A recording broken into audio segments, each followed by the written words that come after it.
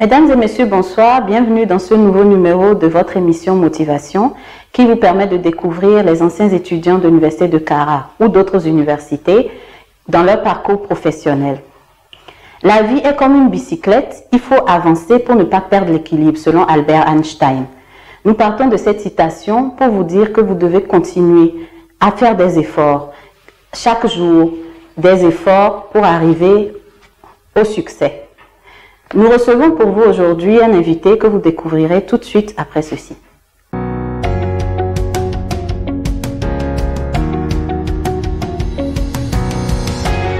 Nous voici de retour sur le plateau de motivation pour recevoir Madame Oudou Afoloko, enseignant-chercheur à l'Université de Kara à la faculté des sciences économiques et de gestion.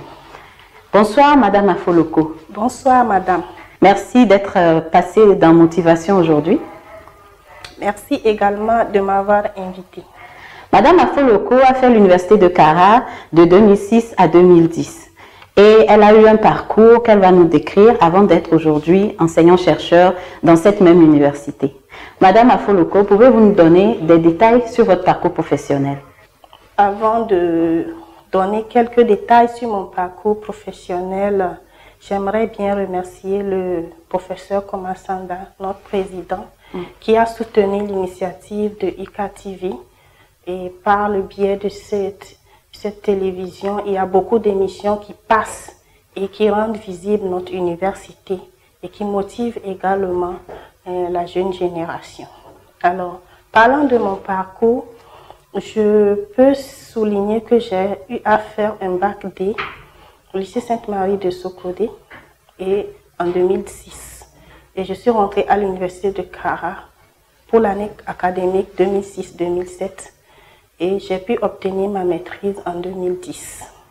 Alors, j'ai continué en master, j'ai soutenu mon master en 2012 et j'ai commencé ma thèse en 2013 que j'ai soutenue en 2016 et j'ai été recrutée à l'université de Kara en 2017. D'accord. Merci Madame pour ce parcours que nous voyons très brillant et félicitations. Mais comme on le dit souvent, tout parcours est parsemé d'embûches. Quelles sont les embûches que vous avez eu à rencontrer sur ce parcours? Il n'y a vraiment pas d'individu sans problème. On ne fait pas d'omelette sans casser les œufs. Ça semble beau, ça semble bon, mais ça n'a pas été forcément évident.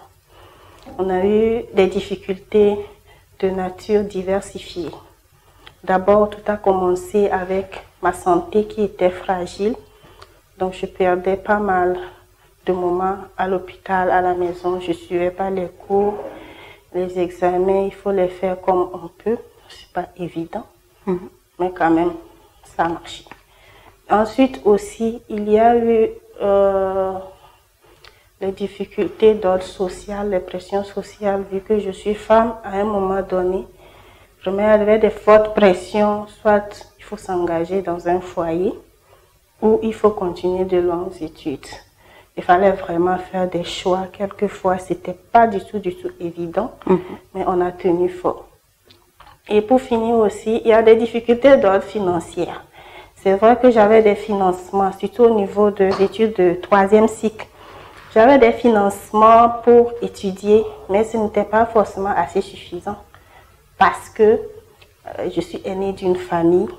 Donc, le simple fait de m'engager à poursuivre des études longues au lieu de me marier pour soulager mes frères, tout ça, et ou bien soutenir mes frères. Donc, c'était vraiment un défi personnel à relever. Oui. Si tu as refusé d'autres propositions, d'autres options, et tu as préféré faire des études, c'est que tu dois vraiment assumer tout sans vraiment trop d'excuses. Donc, sur ce, à côté du fait qu'on étudiait, on a su diversifier nos activités par nos dynamismes pour pouvoir joindre les deux bouts de la vie. Qu'est-ce que j'ai pu faire? Donc, d'abord, quand j'étais à l'université de Kara, j'étais cooptée par la concertation nationale de la société civile. J'étais formée comme une des jeunes filles leaders qui devait créer une association des filles leaders de l'université de Kara. D'accord. Et j'étais présidente de cette ligue-là. Donc, dans cette dynamique-là, j'étais donc formée de temps en temps par la concertation. Donc, j'avais pas mal d'activités avec eux pour former des pères éducateurs, pour former des pères, toutes les activités au sein de la concertation. J'étais intégrée de sorte à pouvoir aussi gagner quelques moyens en faisant la formation par ici et par là. Et à côté de cela, donc quand j'ai créé la Ligue, chaque année, quand je fais mes formations, je paye les frais d'adhésion. Je paye les frais d'adhésion et donc quand il y a les activités telles que les élections, les observations, tout, moi j'avais une part, comme je suis dans la concertation, j'avais une part, un nombre de personnes qu'on me donnait qui peuvent faire ces trucs-là. Et donc c'était des revenus pour moi. Et donc non seulement j'avais des entrées, mais j'aidais déjà des jeunes frères, des jeunes sœurs qui pouvaient aussi en ces moments spécifiques-là gagner un peu de revenus. D'accord. Donc c'est un exemple parmi tant d'autres activités que j'ai pu mener pour pouvoir quand même tenir le coup de la vie. D'accord. Vous avez commencé à répondre à ma question suivante, c'est-à-dire de voir comment est-ce que vous avez surmonté ces difficultés. Vous avez parlé d'activités connexes à vos études. À part cela, est-ce que vous avez eu d'autres choses ou des valeurs qui vous ont poussé à continuer à vous battre? Merci énormément pour votre question. S'il y a vraiment d'autres valeurs qui m'ont poussé à continuer à me battre, oui, il y en a. Il y en a parce que je me dis que si c'était d'ordinaire, je ne suis pas sûre que je pouvais le faire. Parce qu'il devrait y avoir beaucoup de distractions. Mais comme il y avait une vision derrière tout ce que je faisais, un but que je poursuivais pour moi-même, alors je tenais dur. Et donc j'allais dire que quand je suis rentrée à l'université de Kara, quand j'ai mis mes pieds dans la salle, je me suis dit que je vais être major de promotion et j'allais être docteur. C'est l'objectif que je m'étais fixé. Pour former à l'avenir, parce qu'à l'époque, il n'y avait pas beaucoup de femmes d'ailleurs dans l'enseignement supérieur. Pour former et motiver beaucoup de jeunes filles qu'elles devaient comprendre qu'elles pouvaient être par le biais de l'éducation. Surtout encore que je venais d'une région, la région centrale, où les filles ne fréquentent pas souvent beaucoup. Donc, il fallait quand même être un modèle pour la région, pour le milieu, pour qu'elles comprennent quand même qu'on peut avoir une autre vie que d'être tout de suite au foyer. Alors, ces difficultés-là, la santé, les finances, la pression sociale n'ont pas pu me limiter. Il y avait la vision derrière, la force de la vision qui me possédait en un mot. Et je me disais que si j'échoue, ce serait moi qui aurais échoué. Mais si j'ai réussi aussi, ce serait moi.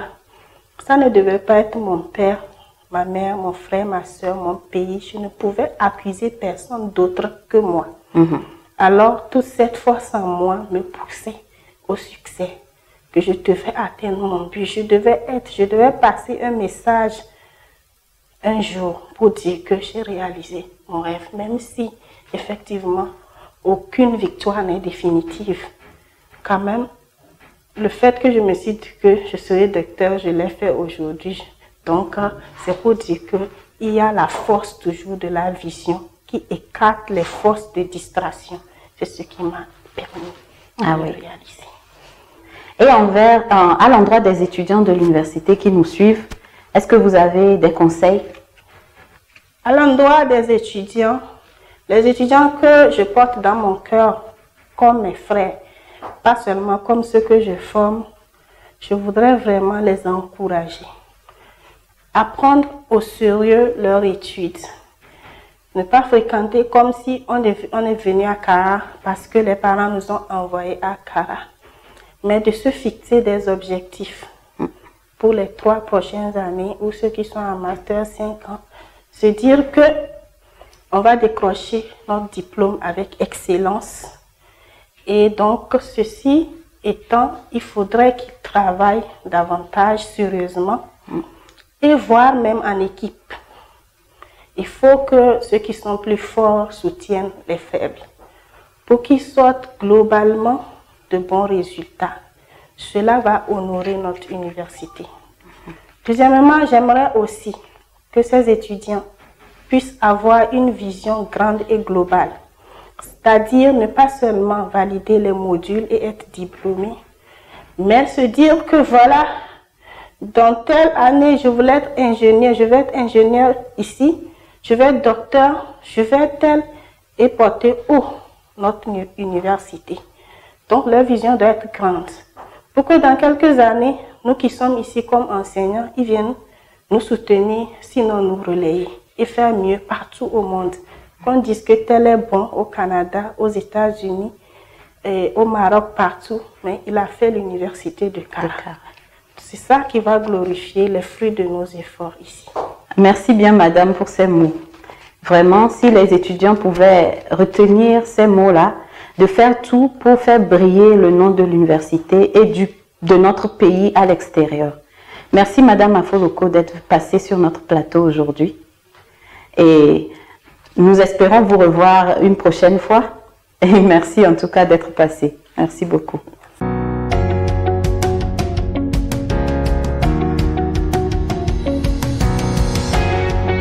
Alors, nous retenons de l'intervention de notre invité que nous devons avoir une vision lointaine, un objectif précis, mais assez grand, une ambition que nous devons toujours chercher à atteindre, faire des efforts, toujours des efforts continus pour y arriver.